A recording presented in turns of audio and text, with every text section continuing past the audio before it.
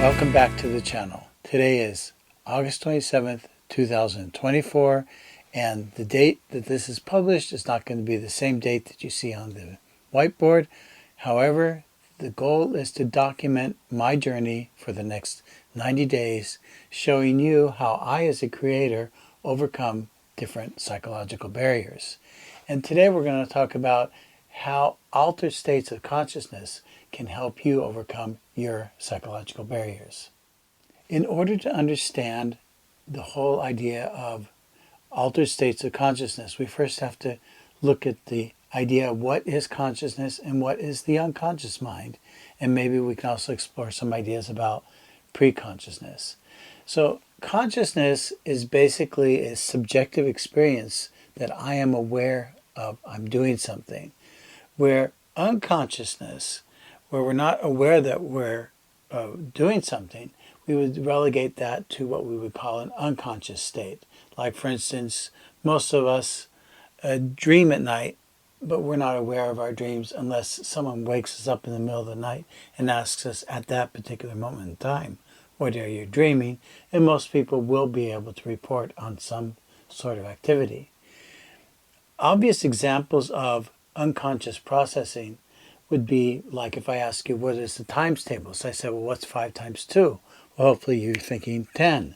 The repertoire of responses at the unconscious level, how to tie your shoes, how to get dressed, how to hold a fork and knife, or if you're in the Orient, chopsticks, or whatever.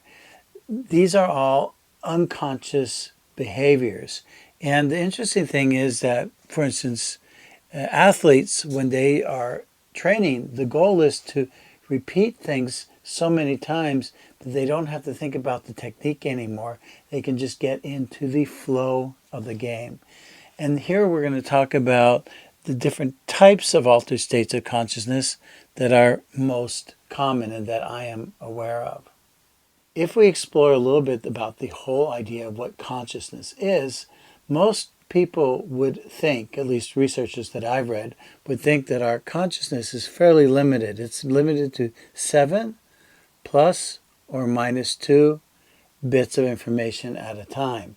So that means I can juggle maybe 4 or 5 or 7 or 9 numbers in my mind and hold it in short-term memory, and I'm able to repeat it almost immediately after I've listened to it. However, when it becomes more than maybe 7 or 9 pieces of information, then we start to get things mixed up. Of course, there are individual differences. So when we are thinking about consciousness, we're thinking about it as a part of our subjective experience that I am doing something. So it is often associated to this whole idea that I am a person, I am experiencing the world, I'm feeling something, and I am understanding something. Whereas the unconscious processing in our minds is something outside of our awareness that just happens automatically. In earlier videos, which I'll reference below, we talked about the whole idea of learning and how important it is with learning when we have a focused attention and when our attention goes from being focused to being relaxed, focused and relaxed. And we see that people who have a superior autobiographical memory have a much higher rate of dreaming. They dream much more than, like, for instance, I would do, or maybe you would do if you don't have a superior autobiographical memory. What is a superior autobiographical memory? It's kind of a tongue twister to say, isn't it? Well, it's someone who can recall detailed information from their life, usually starting probably around the ages of 11 or 12, and they can just recall specific information, what day something happened, what they were wearing, what people around them were wearing, and what they were doing. They usually can recall quite a bit of facts and information, and they just don't easily forget. And research shows that these people dream a lot. And most likely what we're thinking is that during the day, their minds are focused, although for them it's not hard for them to focus, but they're usually just focused. And then at night, when they relax, they start to process the information, they repeat it, and then it goes from short-term memory to the long-term memory and becomes stored at the unconscious level. And then they can retrieve the information through some sort of system that they've developed in their mind, like they might think of a specific date. For creators, it's important, if you're going to overcome some sort of psychological barrier, to think of the whole change process as one of learning or working through trauma, as we've discussed in other videos. However, what we're going to look at now is how can these altered states of consciousness facilitate that change. And I think you've already started to put the pieces of the puzzle together, because as you look at this, you're starting to probably realize that all of these methods have one thing in common, and that is that they narrow your conscious experience. You become extremely focused and very vigilant about what it is you're focusing on. And this vigilance is probably connected to norepinephrine, which is actually adrenaline, but from what I understand, more at the cellular level, which allows the brain to become very, very focused. And at the same time, and I'm going to try to pronounce it, I know I'm saying it wrong, acetylcholine. And acetylcholine is something that is in our brains as children and is quite prolific up to the age around 23, 24. And then it as you grow older, from probably around the teenage years and up to around 23, 24, it becomes less and less. But however, the adult brain will produce that type of neurotransmitter when we are extremely focused. So, and if you notice, hypnosis, meditation, getting into this flow state, etc., they're all very focused states of consciousness. However, the really cool thing about hypnosis is that we go from a very focused state to a very relaxed and wide state. And I think it is this flow of focusing and relaxing, which really facilitates the learning process and allows us to get information into the unconscious mind so that we can act consciously on other things. Because the minute something is at the unconscious level, that frees the conscious mind to become aware of something else. Driving is an example of this.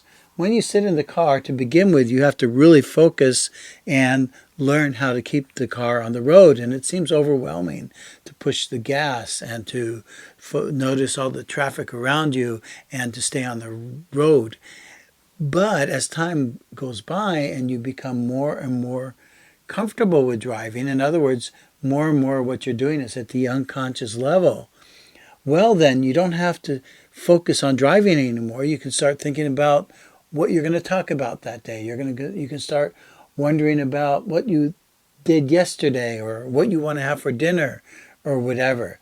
I usually like to talk to ChatGPT while I drive to prepare for these type of seminars or this type of presentation that I'm doing in front of the camera now. So as more and more information becomes automatic at the unconscious level, you can start paying attention to different things around you. And this is how we can build up a very strong repertoire of being able to do many different things and learn many different things fairly quickly. Because as things pass from the conscious to the unconscious, we can start focusing on new aspects of our life, and we're able to start bringing into our life more and more of what we really want to have in our experience. Of course, we can talk about many other different things around this, but I'm going to just focus on learning and change at the moment. However, some people might like to think of in terms of manifestation, and I have a whole lot to say about what I think is really going on there. But for now, we're going to just narrow the focus towards these specific paradigms on learning and change. And also, we won't be able to cover trauma change, but this definitely can help a person overcome traumatic experiences as well. Let's focus on the first topic on the list, hypnosis. And this will also include guided hypnosis and self-hypnosis. Hypnosis is a method for allowing people to get into a trance state. And a trance state is a state of consciousness that is very, very narrowly focused on one particular subject or behavioral change. Because you become so focused when you're in a hypnotic state, you're able to process information much, much faster. I think that from a human evolutionary perspective, human beings basically didn't really develop so much technology for almost 250,000 years. In other words, we lived in small tribes. We probably gathered around the campfire and told each other stories. And as we looked into the campfire and listening to the daily stories, we learned, our brains gradually, I think, changed over time and allowed us to start really learning from each other's experiences. About 300,000 years ago, humans evolved to the point where they had fire and stone tools. And we reached a technological plateau, and we were on this plateau for about 250,000 years. And during that time, we basically had fire and we had stone tools, and that was it. We lived in small tribes and most likely on the savannah in Africa. And during this time, I imagine that our ancestors used to gather around the campfire at night and look into the fire. And as they did so, and as language evolved, we started listening to each other's stories. Isn't that kind of interesting? How many of you really enjoy looking into a campfire and just watching the flames? And even more interesting is, how many of you really like to watch a good film and listen to the stories that are told? So storytelling seems to be part of our DNA, allowing us to really absorb information quickly, and especially if we're looking at something bright like flames in a fire or a movie screen. And I think that's maybe one of the reasons why we find our cell phones so addictive, is because it kind of mimics the 250,000 years where we were looking into the fire. So I kind of joke that I'm saying the fire is like the first iPhone. And as we told each other stories, that was like the text messages informing the rest of the tribe what was going on. And I'm imagining that some people in this early period of time, 250,000 years is a long time to influence the human brain and evolution. And I'm imagining that people who weren't able to become enamored by the fire and listening to the stories, their genes did not survive. They didn't catch where to find the most best food in terms of hunting or gathering, and they may not have realized that there was a new animal or a new predator in their territory, or they might not have realized that there was another tribe of humans who were not very friendly because they weren't able to absorb the information while sitting around the campfire at night. I believe that the hypnotic state, where we get into this trance state, is a fairly universal phenomenon, and meditation does the same thing, and flow and prayer and dance and yoga will also allow us to get into this trance-like state, depending upon how you're practicing. Of course, you can do yoga and dance and prayer and not really be focused on what it is, but anything that's narrowing your focus is going to put you into the trance state. However, the difference between hypnosis and these other states of consciousness is that here, what you want to experience is determined by the suggestions you're giving yourself. Whereas quite often within meditation, there is already a framework around what you're expected to experience. The flow state is also usually associated with work, where you're working on a subject or a topic which is a little bit above your current level of understanding or abilities, but not way beyond it. And then suddenly you just become so absorbed and you start doing like a super performance. Prayer is, where you're sitting and you're praying to a higher being, a God, or you're within your belief systems. And again, by repeating the prayer, it acts as like a self-suggestion that we experience in hypnosis. However, again, this is attached to a belief system. So we see that quite often there's a belief system around meditation, around prayer, about what you're supposed to experience in these states. Like, for instance, if you're thinking of Kundalini yoga, you're experiencing through meditation the energy chakras within the body. Whereas if you're thinking in terms of mindfulness meditation, you're just noticing your breath. Usually it can be another thing that you're focusing on. And as you focus on your breath, you're just observing your mind and how it's operating. And you're not really trying to participate other than just being the observer, letting things come and go or stay as they please. And a side effect of mindfulness meditation over time is usually this deep state of calmness. Side effect of Kundalini yoga would be the idea of moving the energy up through the different chakras and experiencing maybe the opening of deep universal love, or the ability to think clearly and speak clearly, or some sort of wisdom coming in from a altered state of consciousness. And ultimately the goal is to become enlightened if you're doing that type of meditation. And yoga is also considered a form of meditation, but usually within yoga there's a movement involved. So absolutely, an athlete, someone practicing yoga, dance, the movement in and of itself can facilitate this trance-like state where consciousness becomes very, very focused. And so we see that all these different states of consciousness are allowing us to experience the world in a different way. However, I'm going to include in this channel a guided self-hypnosis or guided hypnosis. So self-hypnosis is where you put in the suggestions yourself, and I will guide you through maybe a relaxation technique, which will then allow you to learn and overcome your psychological barriers faster. Whereas guided hypnosis is the same thing, except I determine the suggestions and you listen to a sound file. And we're going to experiment with this around neural beats as well, including this as part of the whole process of helping you change. And again, the reason why I'm talking about this is because I received some private comments asking about, well, what is actually hypnosis and what role does it have for a person who wants to become or who is a creator and wants to overcome their barriers.